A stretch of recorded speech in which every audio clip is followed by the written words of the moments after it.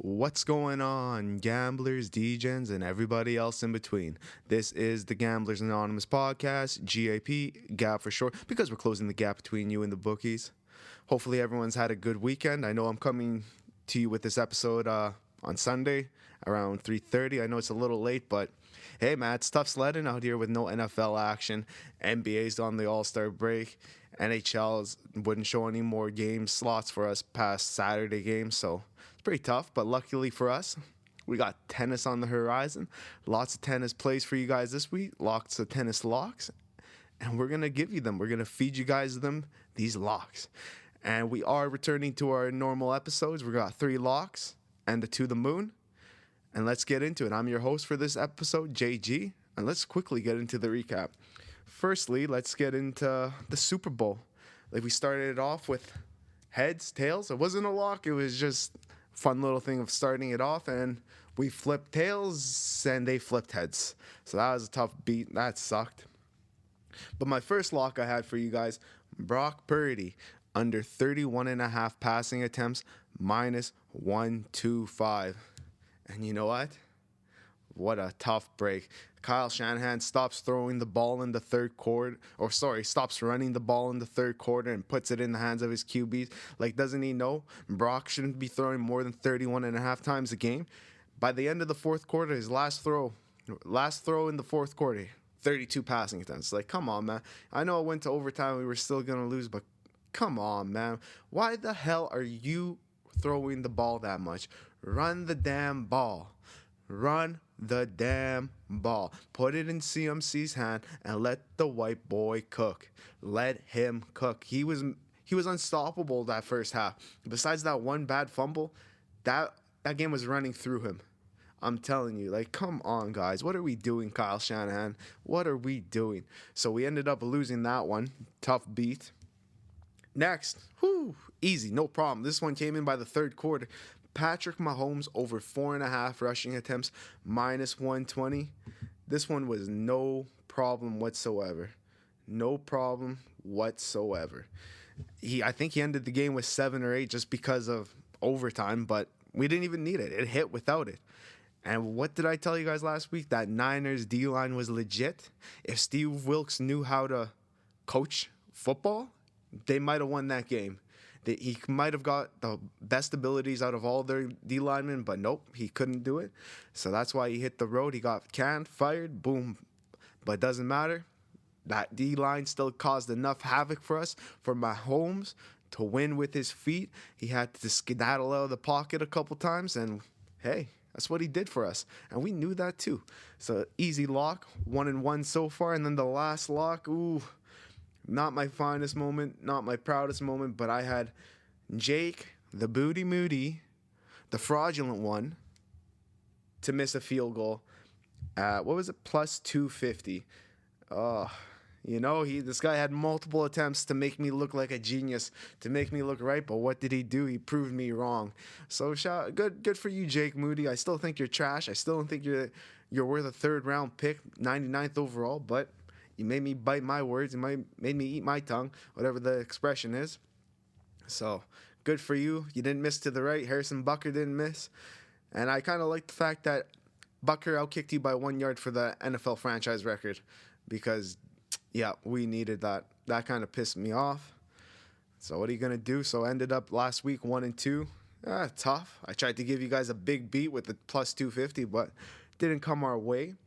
And when we're looking at To the Moon, Kyle Juszczyk, 2+ receptions, plus 320. First play of the game for the San Francisco 49ers. He made that catch. I'm like, yeah, here we go. Easy. We took to overtime to get a second catch. That was tough. Both teams to score 1+ touchdown each, half, plus 145. I mean, Pacheco ruined it in the first half. He was on the 5. They had a huge play by Mahomes, dropping it in the bucket of, I think it's Mecole Hardman. I think he dropped it in his hands beautifully. What a catch. And then they go and fumble it, so that really screwed us over. I should have went with the 1+ field goal. I should have known the defenses were good enough to hold them. But I fucked up. That's plain and simple. I fucked up. And then Brandon Ayuk, anytime touchdown, plus 175. There's two beautiful opportunities. where one he just stopped running and one Purdy put it on the left side of his shoulder and he was looking on the right. Two beautiful opportunities to touchdown, but he did none of that. So I went 1 for 3 on the to the moon, and not my final work. But forget that. We're on this week, and we are going to our first lock at the WTA Dubai. Maria Sakkari versus Emma Navarro. And we're going Emma Navarro straight up, money line winner, minus 110. Lately, I like what Navarro's been doing out there. She's been climbing the ranks. She's grown 100 spots since a year. I think last year she was about 134, 133. Now she sits at 23rd ranked best women tennis player in the world right now. She's been on a heater. Like I said, I've been liking what she's been doing. She's 12-3 in her last 15 on hard court, which this match will be being played on. And 2 of those matches she lost in the 12-3 span were top 5 players. So she's only losing to the best. And when I'm telling you that, her last match was against Rybakina, the number 4th best woman in the world. I'm telling you that she plays top competition. She's been climbing the ranks. It took her 3 sets to end up losing that game to Rybakina. 3 sets, and she's on that upper echelon with Sabalenka. She's that good. I'm telling you. And for Navarro to be doing this at a young 22 years old, she's looking nice out there. She's gonna be real nice out there in the future. And not to take anything away from Maria, she's been sitting around that stagnant number 10 spot in the world. Not a top 5, which Navarro's lost to, but a top 10. And even with that, like, she hasn't been her best lately. She's 6-9 in her last 15, and she hasn't been winning against top quality. She's beaten some players in 50 plus ranking spots, 80 plus ranking spots. She has not been playing up to her level. She's in a little slump. I can feel it, and we're going to take advantage of this. I'm not quite sure what other matches she's played in the UAE, the Emirates, but she's lost 4 straight. She's lost 4 straight in a row, and she's lost 4 straight in Dubai in a row. So I don't know if it's year after year after year she's coming into this game at this tournament and just loses right away or what. But she does not play well here. Never has. Maybe she has once, but I don't know about that.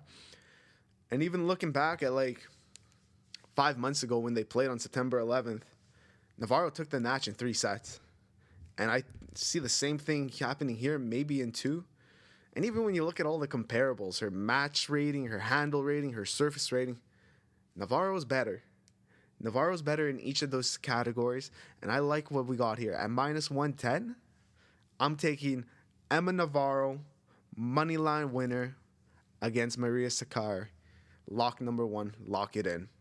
So let's go to lock number 2, the ATP Doha. And we got Alexander Shevchenko versus Richard Gasquet. And give me Shevchenko on the money line at minus 225. When I was writing this, when I found it, it was minus 200 right on that spot where I like to give. So it hurts me to give you a minus 225. It does. But I put all this work in, and I'm giving you it. But if you guys really like what I'm about to say, take him at minus 3.5 plus 100. It still has a great chance of coming in. I just would have rather given you the money line winner just to be safe. And the way Gasquet has been playing lately, he's way past his prime. Let's just say, another way of putting it, Gasquet out of gas. That car ain't going nowhere. That scooter ain't going nowhere. He's out of gas. He's out of petroleum. He needs that juice. You don't believe me? In his last 10 games on the ATP, that's the highest level of competition in tennis, he's 1-9 in his last 10. If you go back another 10 games, he's 4-16. And if you go back a calendar year, he's 10-26 in his last 36 matches on the ATP. At the end of the day, this competition is just getting too much for him to handle at 37 years old. It's tough to see it, man, because he was once a top 10 player. He was once killing the game, but now the game is killing him, and he's going up against Shevchenko at the age of 23, a 14-year age difference, and this young gun is going to be too much for him. Too much. Guys won his last 8 of 9 in the first round matches, and when he's priced at minus 200, he's won his last 7 of 8. I'm telling you, this is if it was only at minus 200, this would be a lock of guarantee of a lock, but I don't want to do it with minus 225. Now, don't get me wrong, he hasn't been playing remarkable in his last 10. He's won 5, lost 5, but a few of those losses have come to top tier players. Dimitrov, Hurkacz, and Bublik, who's pretty volatile, but when he's on, he can play. I mean, I just see Shevchenko being too much for Gasquet at this time of his life, and we're going to lock it in. Shevchenko minus 225, or you can hit the play of minus 3.5 plus 100, so a nice 6-4, 6-4 win, or you never know. But that's what I like to go. We got Chevy. Let's go. And lock number 3, the ATP Los Cabos ese. And I got the match between Miromir Kechomanov versus Rinky Hijikata to go 3 sets plus 120. Both these guys over the past year split their matches on the hard court, winning 50%, losing 50%. Rinky's done a little bit better, winning his set percentage at 51% compared to Miram's 50%. And even still, in games won in these sets, in these matches, Rinky's won 50% to Miromir's 49%. So a slight difference, but I give Rinky a little bit of an edge going into this one. But overall, I think this match is going to be a very, very tight contested game. It's going to be a back and forth match. I really like this to go 3 sets. They've never played before, so we don't really have any indication of how this match might go. But looking at their comparables on the hard court, their service rating, match rating, like I said for the first 2 girls playing, Maria and Emma, their comparables are very tight, very close together. And I'm giving the edge, all the numbers point to Rinky having the advantage in this match. And I think he does have the advantage in the match. I just see this one going 3 sets. It's a very tight game. And Miramir doesn't play good when he's in North America. He's lost his last 4 in a row in America, but he's won his last 4 or 5 at this price. So it's very, very tightly contested game. Not sure everyone knows what's going to happen. And that's okay, because we only need it to go 3 sets. We each need them to win 1. No big deal. And let's just lock that shit in. Miromir versus Rinky to go 3 total sets plus 120. Lock it in. And now to the moon. Like I said, I've already given you the 3 games I'm going to go to. Now we're just going to predict who wins in which set. So starting it off, I have Emma Navarro to win 2-0 in sets plus 225 against Maria Sakkari. I just think Emma's just transcending way too much. Maria is not she's in a slump right now. She's not playing her best, and I think Emma's going to give it to her. She's going to give her that whooping. She's going to give her that beatdown. So I'm going to take Emma 2-0 in set building at plus 225. Next, I got Alexander Shevchenko to win in sets 2-1 plus 250. I know what you're going to say. I was just preaching. Gasquet, out of gas. He's out of petroleum. This, that. But there's just something inside me that tells me it's going to go to 3 sets.